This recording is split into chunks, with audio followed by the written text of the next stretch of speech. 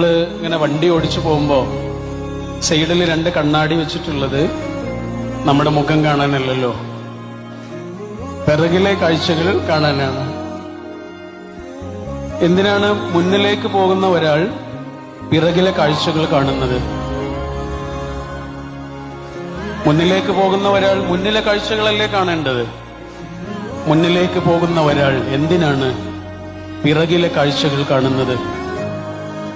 പിറകിലെ കാഴ്ചകൾ നന്നായി ഒരാൾ കാണുമ്പോഴാണ് അയാൾക്ക് മുന്നിലേക്ക് കുറച്ചുകൂടെ നന്നായി പോകാൻ കഴിയുള്ളൂ. ഓട്ടമത്സരത്തിന് നിൽക്കുന്ന ആളുകൾ ഒരു കാല് മുന്നിലേക്കും ഒരു കാല് പിറകിലേക്കും വെച്ചിട്ടാണല്ലോ നിൽക്കുക. ഈ മുന്നിലേക്ക് ഓടാൻ നിൽക്കുന്ന ഒരാൾ എന്തിനാണ് പിറകിലേക്കൊരു കാല് വെച്ചത്? പിറകിലേക്കൊരു തള്ളു തള്ളിയിട്ടാണ് അയാൾ മുന്നിലേക്ക് ഓടുന്നത്. പിറകിലേക്കുള്ള ആ തള്ളി